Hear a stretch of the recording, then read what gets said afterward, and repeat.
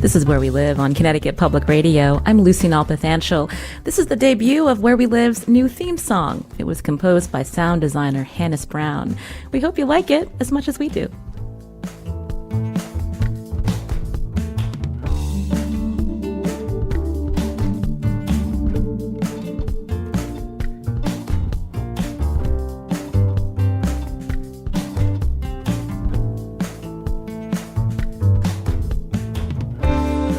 Today, Where We Live, we check in on the rollout of the COVID-19 vaccine in Connecticut and nationwide.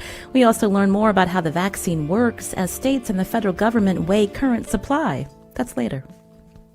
First, healthcare workers have been eligible to get the vaccine in the last few weeks. They've been under a lot of stress in this pandemic as they continue to treat and care for so many with COVID-19. And some have shared their stories in the book Care Under COVID. It documents the experiences of nearly 20 long-term care and home health workers, all members of the New England Healthcare Employees Union. Claire Martin's story is in the book. She's a personal care attendant from Middletown, Connecticut, and she joins me now on the show via Zoom. Claire, welcome to Where We Live. Hi, thank you for having me. Along with us also is Connecticut Public Radio reporter, healthcare reporter, Nicole Leonard, and she reported on this book and the stories of these healthcare workers. Nicole, welcome back to the show. Thank you, Lucy. Good morning. So Claire, I mentioned you're a PCA, or personal care attendant. So talk about who you've been working with over the last few months and what you've been doing each day. Well, I've had the same consumer for 5 years now. She's an elderly woman. She suffers from some dementia.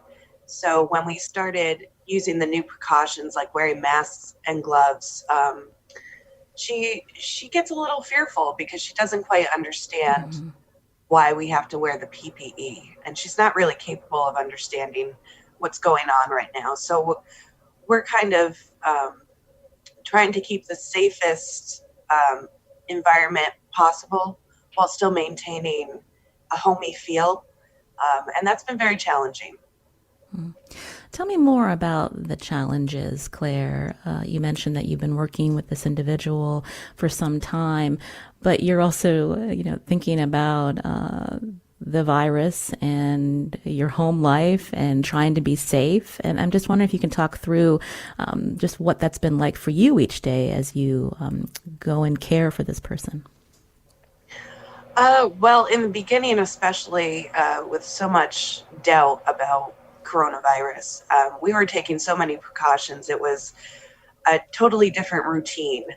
We used to just kind of walk in the house and do our normal tasks, and it was a very comfortable environment. And it still is, but with the extra worry of coronavirus and my client having conditions that would probably mean that she wouldn't survive it if she caught it.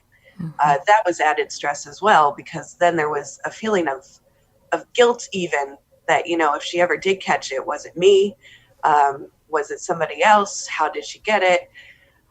So it was a lot to try and keep her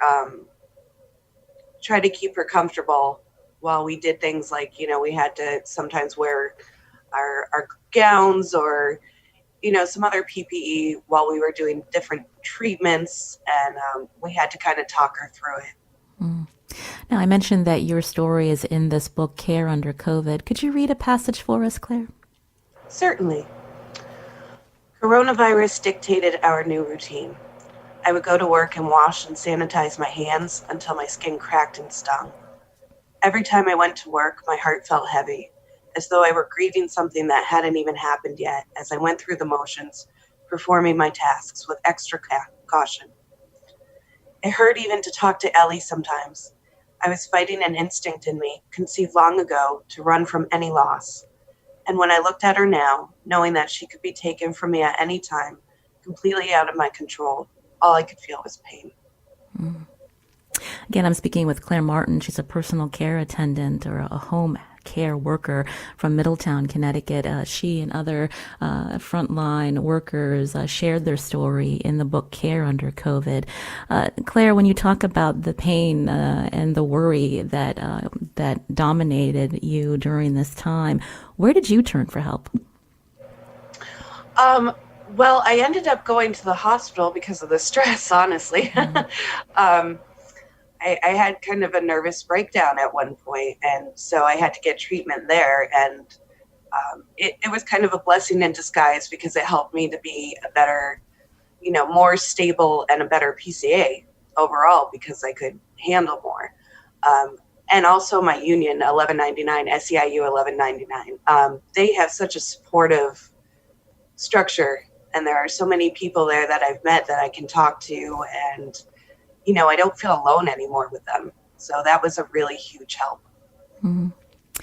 You're being very upfront about your personal experience. When we think about the stress, the anxiety that so many are under, that's important for you to talk about. The mental health impact as well, Claire? It is, yeah, because when that all happened to me, there wasn't a whole lot being written that I saw about mental health during this. We were all so consumed by the physical aspects, obviously. So I thought when this opportunity to write my story came along, I thought, well, I really want to write about this piece, even though it's hard to write about, because I feel like I couldn't possibly be the only person. I know there are other people who are struggling. Alcoholism is up. I lost a friend to suicide earlier this year. So people are dealing with these private struggles, and it's hard enough to talk about mental health at the best of times. So I feel like we should try to get used to it now and destigmatize it, because once we come out of this pandemic, there's going to be a lot of people suffering from trauma, from grief and loss and all the stress. So that I just think that's something that we need to pay more attention to. Well, Claire, we're glad that you're doing better and that you're sharing your story with us.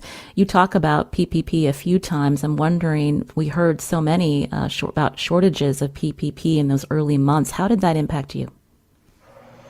Oh, that was a big fear, because we had a pretty good stockpile where I was of gloves and masks and things like that. But especially at first, everything was running out. The PPE that you could find, online or scouring the stores, they all had markups. So, we don't get paid very much, but we were trying to pay for our own PPE in the middle of that.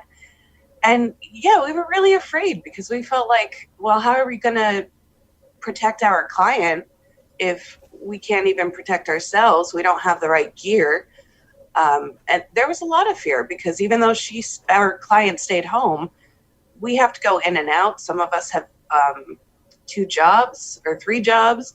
So, we could pick it up and we just didn't want to spread it anywhere. We needed that PPE, but it took a really long time for it to roll out consistently. So right now you have the adequate amount of PPE to do your job? At the moment, yes. And during this pandemic, you've been able to stay free of the virus as well, Claire?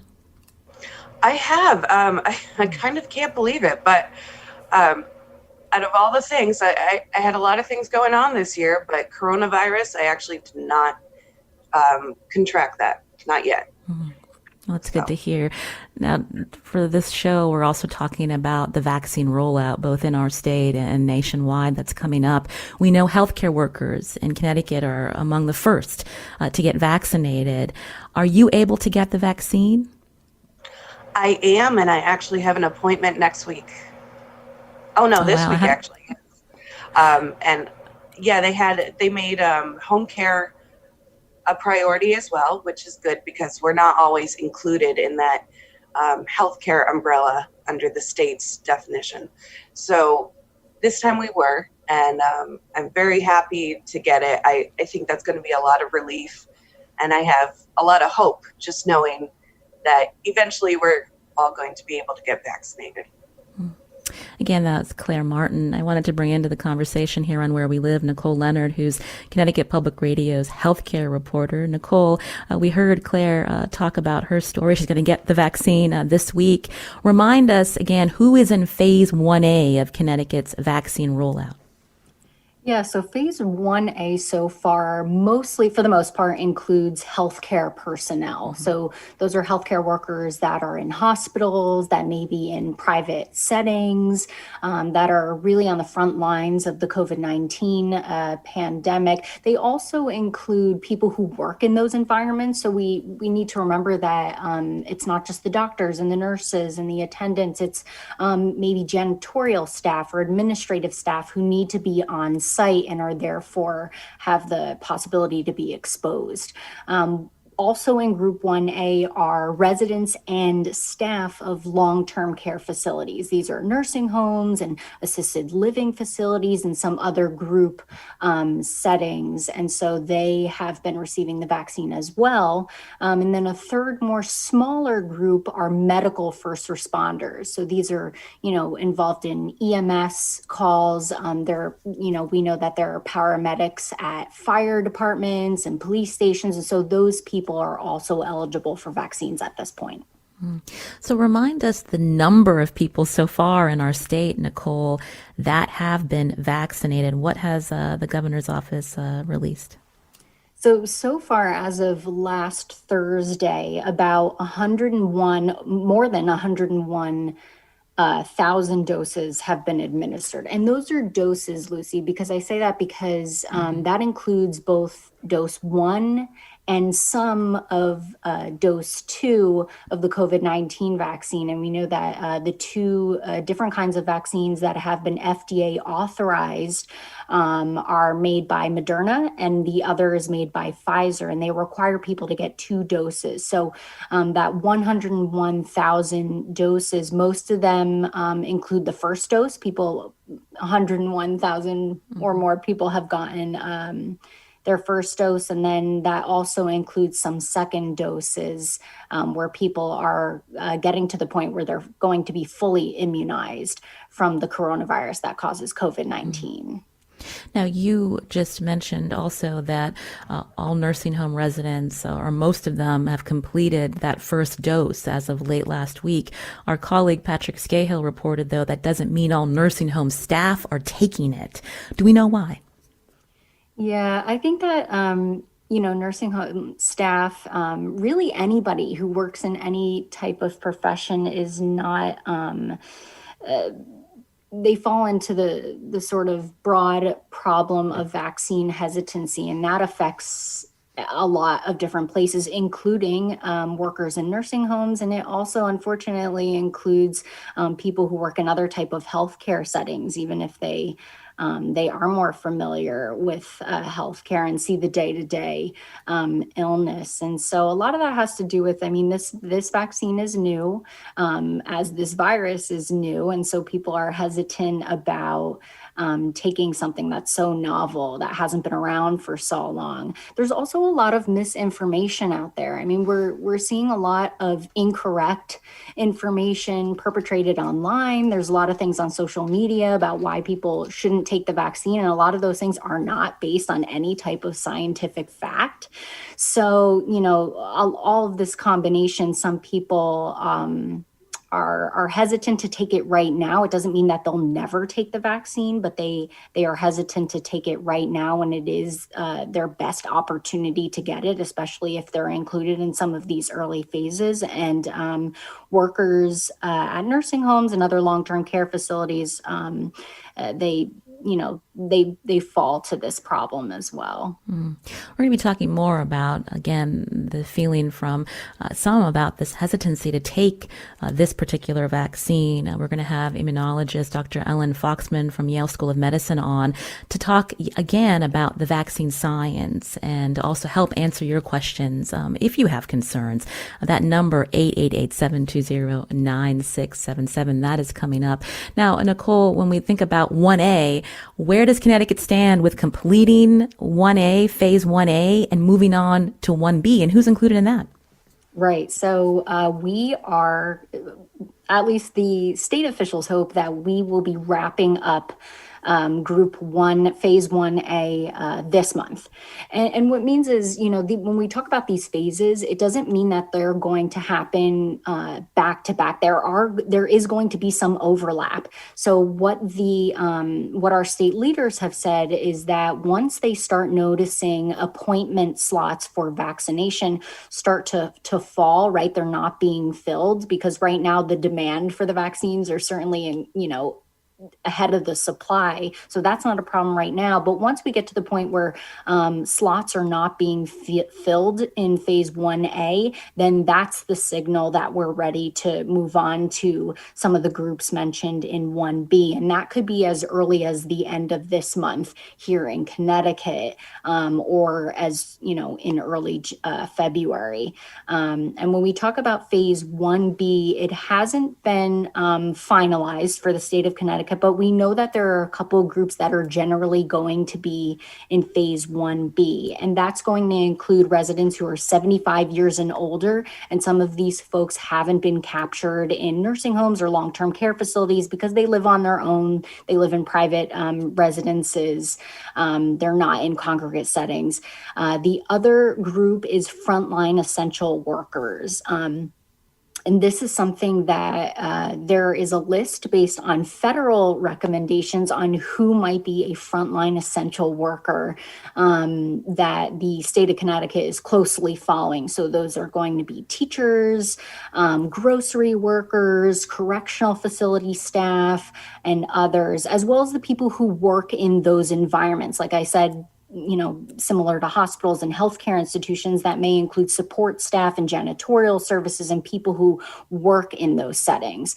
The other group that is being considered by the state of Connecticut to include in this phase 1B is going to be residents who live in other types of congregate settings. So initially, for example, in prisons, the correctional staff were recommended for 1B, but not necessarily the people who are incarcerated, and Connecticut is recommending that those people also be included. And this includes other people who live in other congregate settings, like it might be inpatient mental health or substance use facilities. It may be people who are in halfway houses or any type of setting that they live closely with other people, and they may also be vulnerable health-wise to contracting or suffering a severe COVID-19 illness. So that pretty much in general sums up phase 1B. Now, Nicole, when you mentioned the recommendations of who will be vaccinated next, these are recommendations from committees, but it's Governor Ned Lamont that has the final say? Yes, that's right. So pretty much Connecticut has formed its own, it's the COVID-19 Vaccine Advisory Group, which is a group of experts from all over the state. It's a combination of people who work both in public office and in private settings, healthcare settings. There's health equity experts on those groups and professionals from a wide variety of industries across Connecticut. And so that group is looking very closely at federal guidelines coming out of it's called the Advisory Committee on Immunization Practices. You'll hear it called ACIP. Those are the federal guidelines. Connecticut's closely following them. And then they have specific subcommittees. And one of them is the allocation subcommittee here in Connecticut. And that group is specifically tasked with going through these phases and determining who is going to be eligible next for vaccinations. And those recommendations should be even more finalized this week as that group meets again tomorrow. Now, Nicole, Christy on Twitter asked, I'm glad you brought up the teachers, and she wants to know, when are teachers getting it and how will they be notified? So you mentioned they're in 1B. So can they expect this in February?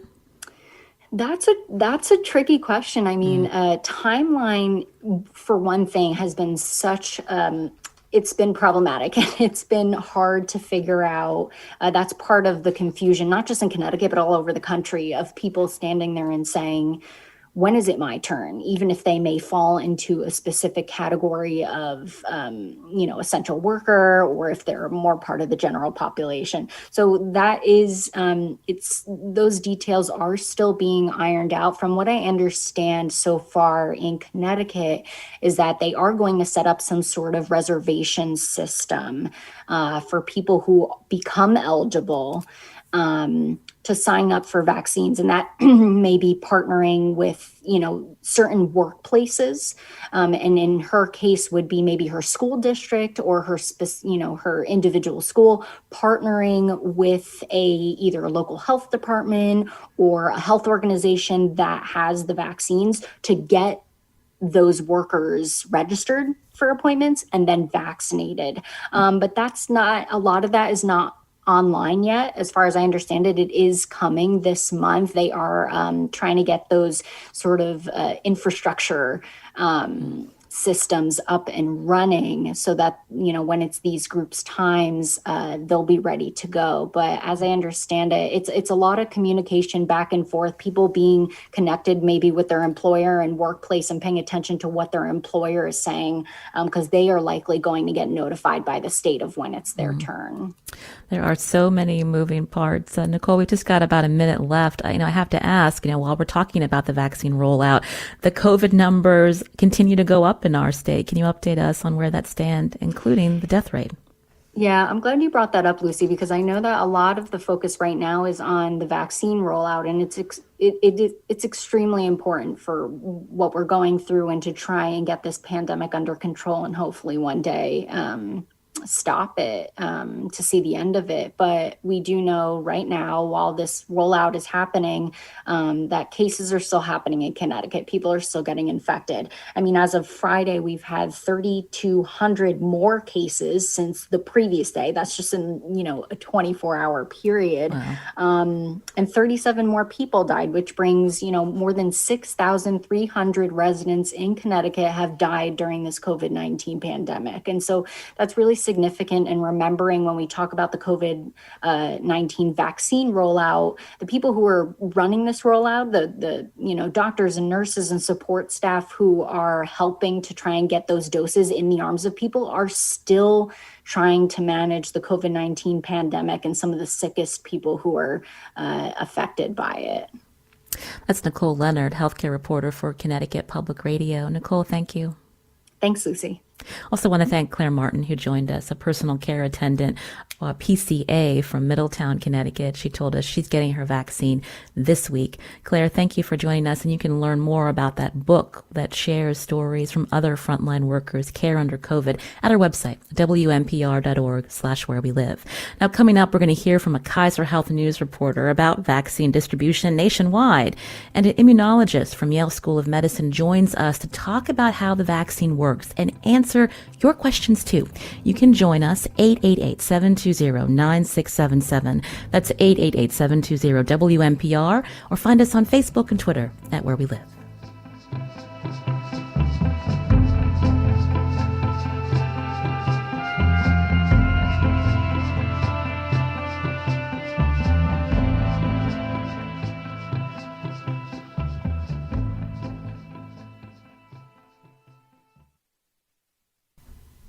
This is Where We Live on Connecticut Public Radio. I'm Lucy Nalpathanchel, broadcasting remotely.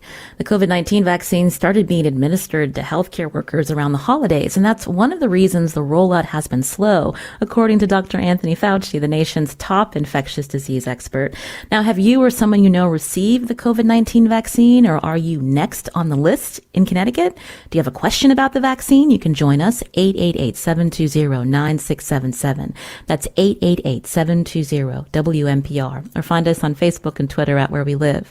In a couple minutes, we'll be joined by Lauren Weber, Midwest correspondent for Kaiser Health News, to talk about the approach to vaccine rollout nationwide. But first, I wanted to welcome back to the show Dr. Ellen Foxman. She's an immunologist at Yale School of Medicine. Ellen, thank you for joining us today. Thank you for having me. So we're going to get into a lot of details about the distribution that looks very different from state to state. But there's still so many questions about, is this vaccine safe? And so we wanted to start there, Ellen. We've talked about it before on the show, but it's worth repeating. Give us the basics about how a vaccine works, and then looking at these two specific vaccines that are available, Pfizer and Moderna. Can you explain how they're working to help contain and help people stay healthy and away from COVID-19 infection? Yeah, sure. I'd be happy to explain. So a vaccine, we're all familiar with vaccines from childhood. And a vaccine is truly one of the miracles of modern medicine, which we don't always remember because we aren't faced with diseases like smallpox and polio anymore, largely because vaccines got rid of them. And the way that a vaccine works is, many people are familiar with the idea that when you get an infection, your body then remembers that infection and forms defenses so that if you get exposed again, you're now protected. That's exactly what a vaccine does. A vaccine basically makes your body think that you had an infection so that you form that protective response if you get the infection again.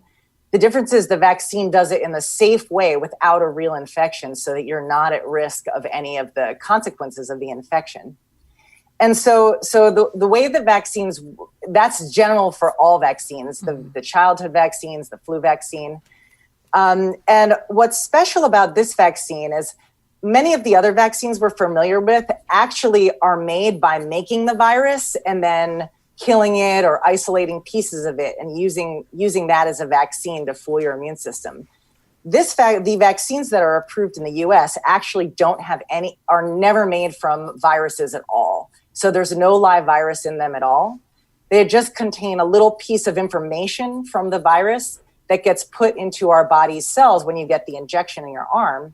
And that makes your body make a little piece of the virus for a short period of time and elicits that defensive response so that you're then protected against the virus. You mentioned this little piece of information. So when we're looking at the Pfizer and Moderna vaccines, they're called RNA vaccines. So when we think about the coronavirus, what these vaccines are helping our immune systems figure out a defense against the coronavirus. Yes, exactly. So that's the new part. So these are actually the first vaccines that are widely being used and that have gone through a big phase 3 clinical trial that are of the type of RNA vaccines. But something a lot of people may not know is that the technology behind these vaccines actually started being developed way back in the 1990s. So it's new that we now have a vaccine that's actually approved for use, and has gone through a big clinical trial that's of this RNA vaccine type. But the technology itself is not new. It's been developed for a long period of time. When we think about, again, this particular COVID-19 vaccine, I read a description a while back about how the RNA vaccine, it sends a message to our cells to then mount a defense against what's a spike protein. So if someone gets a vaccine, the COVID-19 vaccine, your body is then able to be alerted to what this spike looks like. So if you get coronavirus, then it can mount the defense? Yeah, exactly. That's exactly how it works. So for some of the other vaccines, a little piece of the virus is actually like injected in your arm, so your body recognizes that piece of the virus in the future.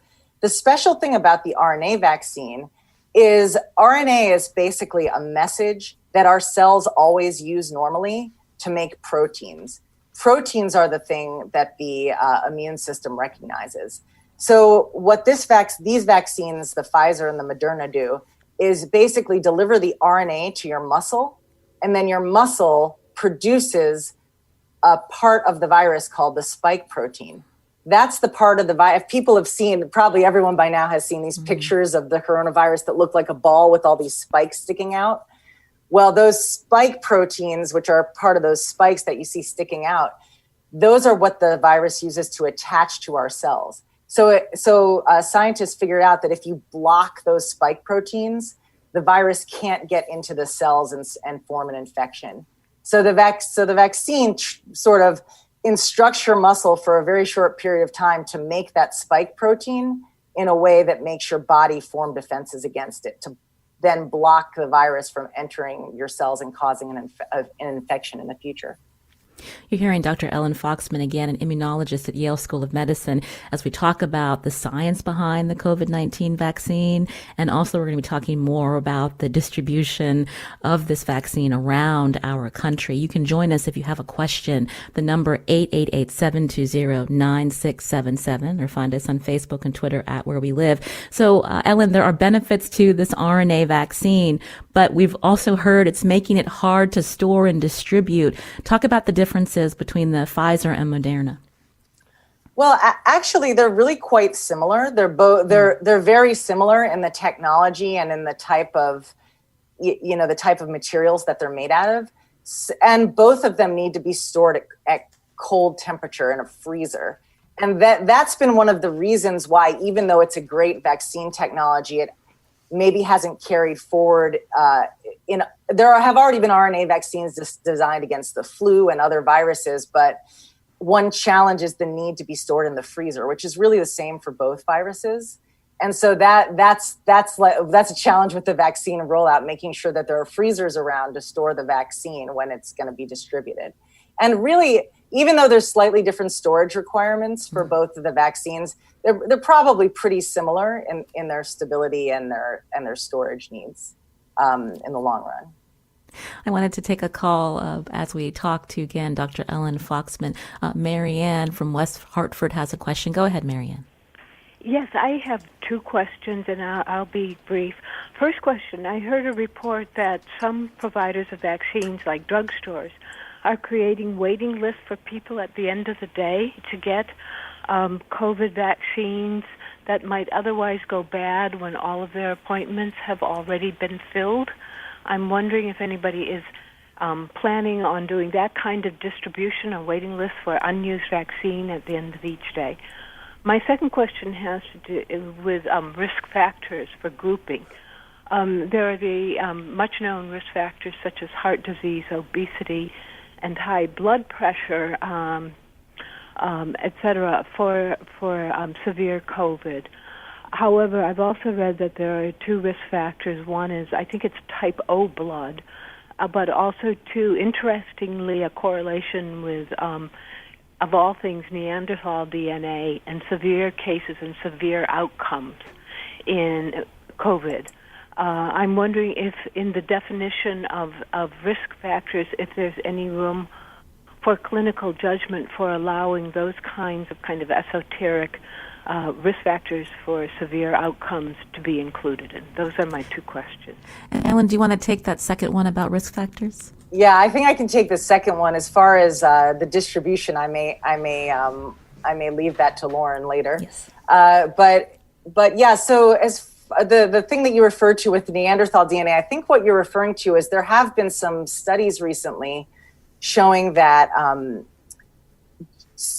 relatively rare genetic changes that a person might have that affect their innate antiviral defenses can actually, like there are certain defenses we have against viruses that are from remembering a previous infection. That's what a vaccine is all about.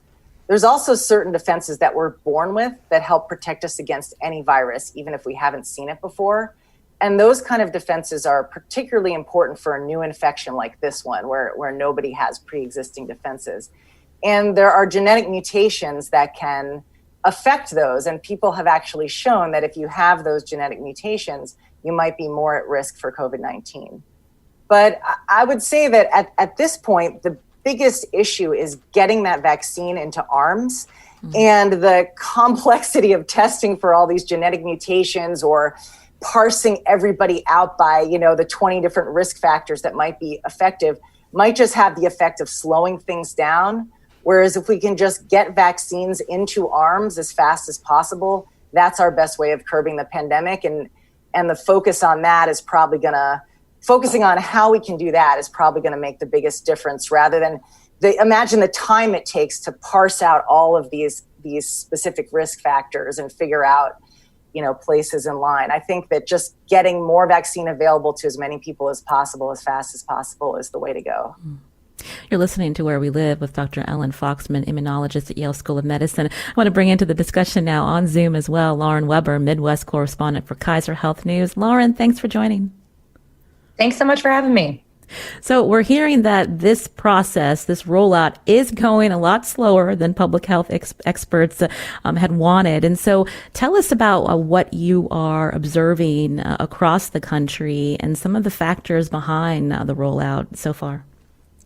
Well, look, we have a 50-state solution and 50-state plan to this national vaccine rollout. And what we've seen with that is that state by state, it varies widely how successful the rollout has been going. And all public health officials would say that so far, this is just going too slow, considering the unprecedented rise of COVID cases that we've seen and the crush that we expect to continue to grow post the holiday travels.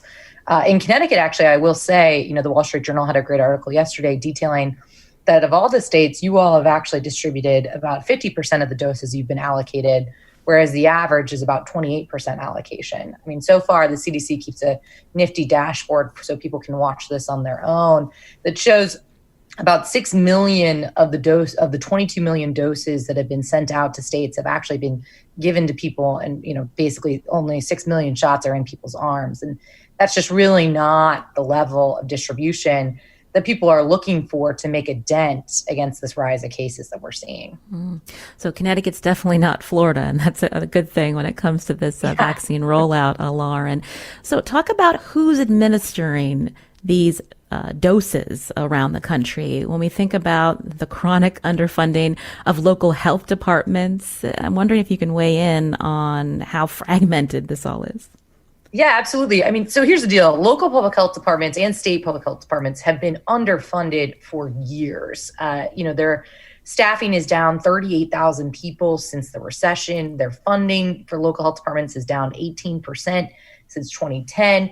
All of that leads to somewhat of a disaster where these folks are also overburdened with contact tracing and COVID case investigation and have now been handed the largest vaccine rollout in our country's history.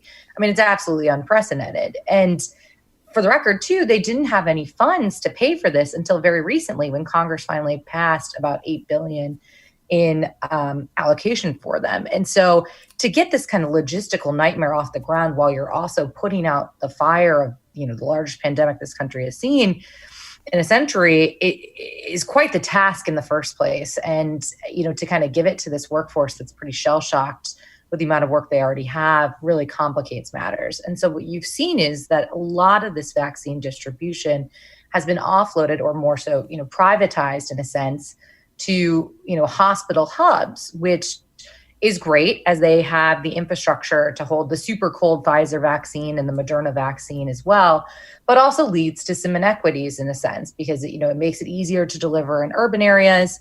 It also leads to, you've seen lots of reporting on hospital staff that maybe are not frontline, potentially having earlier access than other people due to their affiliation with the hospitals. And it essentially is just not a governmental public health run issuance when you are relying heavily on these hospitals as distribution. It certainly is filling a gap, but it is not necessarily the governmental rollout that you would expect. So, Lauren, talk through with us now that we have a new administration coming. What changes does the Biden administration look when we think about distribution, but also getting as many doses as possible into the arms of Americans? So the Biden administration has vowed as part of their 100-day promise that they're going to get 100 million shots into people's arms, which is a lofty, lofty goal. And one thing that they came out with just a couple days ago was currently, the Trump administration's guidance is to withhold about 55% of the shots that are available for the second round of shots. These are two, as was explained, these are 2-dose regimens. So you usually go, and then a couple weeks later, you have to go back to get your second dose to have, the completion of your shot regimen. And the Biden administration has said, we're going to release all the doses we have and then ramp up distribution by using the Defense Production Act to make sure that we can reach this goal of getting 100 million shots in people's arms. And so that we can continue to build herd immunity to fight off these unprecedented numbers. And that is a deviation from what the recommendation is by these vaccine companies. So it remains to be seen how this all unfolds once the Biden administration takes office here in a week and a half. Ellen Foxman, as an immunologist, what's your response to this potential strategy when we know there's already issues with distribution from state to state? You mean the strategy of getting all the doses in? Yeah, I mean, definitely the first challenge that we're seeing right now is distribution. Even all the allocated doses haven't been given yet. So that's the first challenge is getting on top of that and getting streamlined procedures to get those allocated doses to people, because that's essential. So that's the first challenge, but hopefully this is just the hiccups you see at the beginning of trying to do this huge effort. And hopefully over time, a lot of these things will be solved and better processes will come about. The next issue is, it's a bit controversial. The idea, there were two big phase 3 clinical trials of the Pfizer vaccine. There was one, and the Moderna of over about 30 to 40,000 people. So really good data showing if you get these 2 vaccine doses, you have very, very good efficacy, over 90 or 95% efficacy of preventing COVID-19, which is really wonderful. Now, the way that they were done is you got 2 shots, either 3 weeks or 4 weeks apart, depending on the vaccine. Now, based on what we know about immunology, could you extend that to maybe 2 months apart or 3 months apart and get the same efficacy? Perhaps you could. Ideally, you would really want to, if you want to be sure you're going to get that 95% efficacy, you would give it the same way that it was tested. But given that it's an emergency and given that there's a good chance that production could be ramped up to get those second doses to people, in a timely fashion, that's what the Biden administration is proposing, that it's a risk worth taking. Dr. Ellen Foxman is an immunologist at Yale School of Medicine here on Where We Live, along with Lauren Weber, a Midwest correspondent for Kaiser Health News. We're going to take a short break, and after we come back, we'll continue our conversation, and including what's up with that mutant strain of COVID. We'll talk about that with our guests.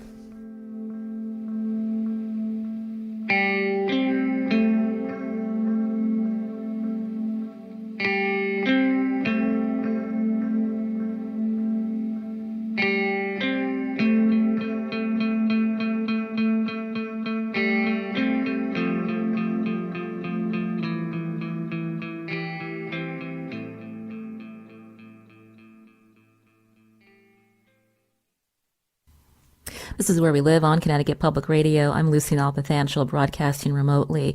Now, we know listeners have heard about this new strain of rapidly spreading COVID, first found in the UK. Connecticut has now reported several cases in the state with this new strain. Dr. Ellen Foxman, how concerned should we be? Can you talk a little bit about how this new strain developed?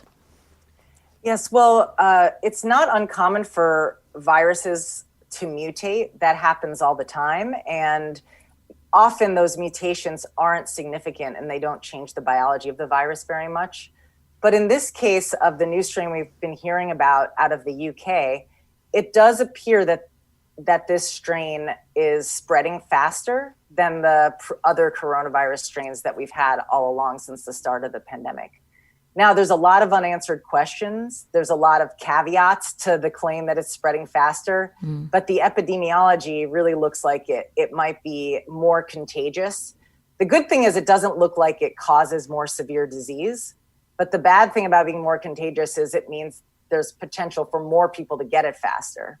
So again, it brings us back to the topic that we're at today, which is we need to do everything that we can to just end the pandemic as fast as possible. And our best tool for doing that in the long run is a vaccine. And our best tool for doing that in the short term are the public health measures like mask wearing and social distancing. If someone gets the COVID-19 vaccine, it protects them from getting really, really, really sick. But what about transmission, Ellen? Well, that's a great question. That has not been formally studied yet. So in the eagerness to actually get data about whether the vaccine prevented people from getting sick, it was decided by the companies to focus on that goal, focus on getting excellent data for that. And there is excellent data that the vaccine protects people from getting sick. That being said, it hasn't been formally studied yet whether getting the vaccine completely prevents you from carrying the virus to another person, which is why the public health recommendation is, until we know that for sure, to continue with the public health measures like mask wearing and social distancing. A caller asked that they heard Dr. Fauci saying it might be possible to modify the mRNA vaccine to work if there are new mutant strains. But the caller wanted to know, Ellen, would that have to go through a whole separate FDA approval process? And how long would that take?